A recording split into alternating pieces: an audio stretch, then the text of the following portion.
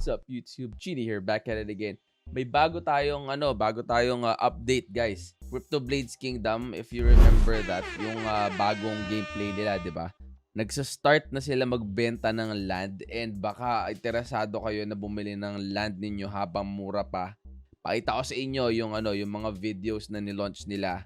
And then, I want to know your insight din about this kasi ako I personally want to buy a land. Tingin ko promising din na game to. Basing it from the previous experience nung iba sa Crypto Blades. Alam ko nag-crash nga, pero 'di ba? Hindi naman siya yung tipong bumagsak tapos iniwan na tapos kumbaga wala na tayo narinig kay Crypto Blades na kahit na ano pa man. Bumagsak yung presyo pero ngayon kahit papaano nandun pa rin siya sa maayos pa rin yung price. Comparing it to another game, comparing it to PVU na talagang sayad sa lupa yung presyo niya. Itong si Crypto Blades Kingdom is nasa, I think, above $15 pa rin ngayon. And itong Crypto Blades Kingdom, pag ito nilabas, guys, I think and I believe ito ang babangon sa Crypto Blades Kingdom or Crypto Blades game in as a whole. You might want to go ahead and check it out, do your own research. See kung feasible ba sa inyo, kung okay pa bang mag-invest kayo ulit kay Crypto Blades kasi pwedeng i-transfer yung skill tokens and yung mga yung mga NFTs like yung character, weapon, mga armor, mga ganyan-ganyan, pwede nyo i-transfer doon sa Crypto Blades Kingdom. So yung skill pwede nyo i-convert into king para pag-start off kayo dun sa Crypto Blades Kingdom ng kahit papano hindi naman ganun kalaki yung i-invest niyo agad. Okay? So let's do and I'll show you the teaser now para ma-update kayo and let me know in the comments guys what you think about it. Okay? So if you're new to my channel, please do not forget to click that like, that subscribe, and click that bell, set that to all. That way you will always be notified with anything and everything NFTs. Check out my channel as well. Marami tayong mga contents na ginawa na dyan. See for yourself. Like yan, yung mga Farmer's World, Blockchain Monster Hunt, Cryo War. Yan yung mga guys. Yan yung mga talagang lilipad once lumabas. Silipin niyo sa channel ko. Okay? So, without further ado guys, let's get it on. Intro!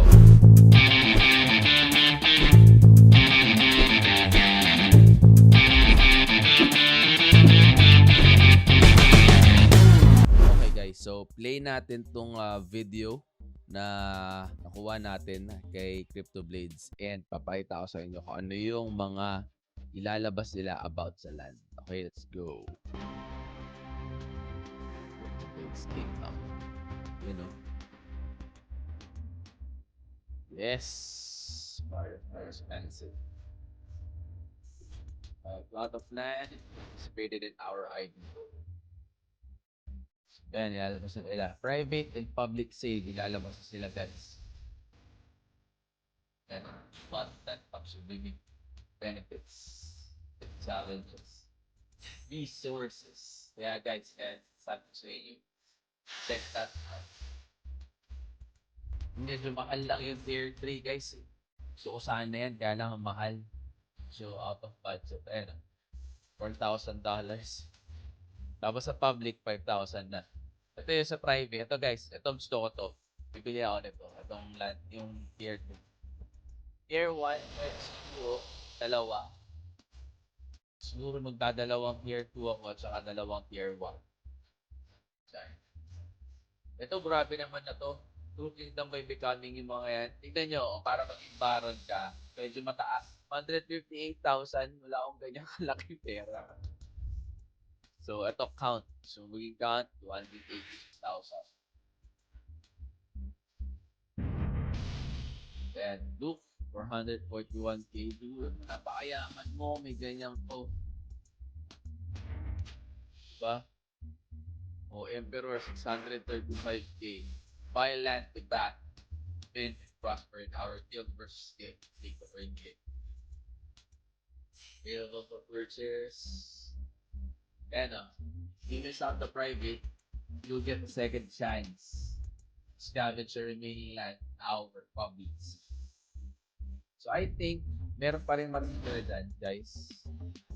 So, I think meron pa rin matitirang land dyan para sa public sale. Kaya lang, yun nga lang. Talagang unahan ang banat nyo dyan. So, sa mga nakapag-IDO guys ng Crypto Blades Kingdom, yung King Token, may opportunity kayo para sumali sa private sale. Again, lamang ang nauuna kasi nga, pag bumili ka doon, public sale pa lang meron na agad may advantage ka na agad, mas mataas na agad yung presyo. Then once tumuloy na or nag-launch na yung game, ayan, dyan na magliliparan yung mga presyo ng lands, lahat ng mga resources and everything. Alam nyo naman, pagka mga game na mga ganyan, pag nag-start, murang-mura. Pag pumatok, ayan na. Diyan na magkukumahog yung public, naririnig na naman nila, oy, bago si Crypto Blades, merong bagong ganto ganyan, ganda na ng gameplay, sali na tayo, ganyan. So, dun na babanat yung lilipad, magdo to the moon yung presyo. Kaya huwag kayong magpapahuli, okay? Do your own research, and when you do your own research, make it quick. Don't get stuck in the middle para kung sasali kayo, sa una pa lang, pasok agad. Kung hindi, at least, di ba, you can call it fair. Yun yung point ko doon.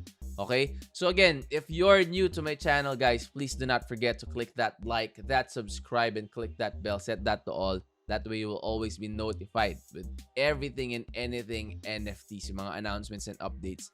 And itong kay Crypto Blades na to, once lumabas na din yung game or kung may beta or something na ganyan, may bagong announcement sa gawan uli natin ng content para updated kayo. Sana magkita-kita tayo dito kasi may guild versus guild battle na siya. So baka, alam mo yun, since magpa-purchase ako ng land, pwede tayo magkita-kita dito pagka nag-launch ng game. Hopefully magka-guild tayo, diba? Okay? So that's it for me for now. I will see you on the next. That's it. I'm out. Peace.